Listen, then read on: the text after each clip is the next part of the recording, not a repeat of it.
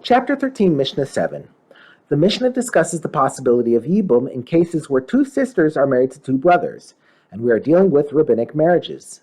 The Mishnah begins with two cases where the sisters' marriages are both only rabbinic. Two brothers were married to two sisters who were underaged orphans, so that both of their marriages were rabbinic. And the husband of one of the sisters died without children. The law is as follows. The widow goes out free from any Yibum obligation, i.e. she does not require either Yibum or Chalitza, on account of being his wife's sister. Since the Yavam is married to her sister, the widow is forbidden to him as an erva, and she therefore does not need even Chalitza. The widow had only a rabbinic marriage, so she fell for Yibum only on a rabbinic level. Her sister's marriage to the Yavam is also a rabbinic marriage, so the wife's sister prohibition here is also a rabbinic prohibition. The Mishnah teaches that the rabbinic erva prohibition blocks the rabbinic requirement of Yibum. The same law applies to two sisters who are both deaf mutes and were married to two brothers. The marriage of a deaf mute is similar to the marriage of a minor orphan. They are both recognized only by rabbinic law. Therefore, the law in this case is the same as that in the previous case. If one of the brothers dies, his deaf mute widow does not fall for Yibum to the surviving brother, because she is forbidden to him as his wife's sister. The Mishnah discusses another case where two brothers married two sisters. In this case, only one sister was underage while the other was an adult. If one of the sisters was an adult and the other was underage, and one of the husbands died, the law depends on which one died. If the husband of the underage sister died, so that she would be falling for Yibum to her adult sister's husband, then the law is that the underage sister goes out free from any Yibum obligation, because she is biblically forbidden to the Yavam as his wife's sister. However, if the husband of the adult sister died, the widow falls for Yibum on a biblical level to a Yavam who has only a rabbinic marriage with her sister. There are three options as to what should be done. The first option. Rabbi Eliezer says, we teach the underage sister to make miyun to her husband, thereby erasing their marriage retroactively, as if they had never been married.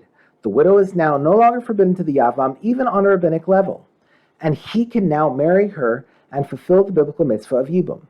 According to Rabbi Eliezer, this is the best solution because the underage sister could not in any case stay married to her husband, the Yavam, since she is now forbidden to him as the sister of his zekuka, i.e. the sister of a woman with whom he has a Yibum bond. By getting her to make miyun, we at least enable the Yavam to perform Yibum with the widow. A second opinion. Rabban Gamliel says, if the underage sister makes miyun to her husband on her own, then she has made miyun, and her marriage is undone retroactively, so that her husband may perform Yibum with the adult sister. But if the underage sister does not make miyun to her husband on her own, she may remain with her husband until she becomes an adult, and her marriage becomes biblically recognized. And at that time, the widow will go out free from any Yibum obligation on account of being his wife's sister. Rabban Gamliel disagrees with Rabbi Eliezer's opinion that the underage sister becomes forbidden to her husband as the sister of his zekuka. He therefore rules that there is a simple solution to this problem. The Yavam could stay married to the underage sister, and when she becomes an adult, her sister will automatically be rejected from Yibum and Chalitza because she will be forbidden to him at that time as an erva, his wife's sister, on a biblical level. A third opinion.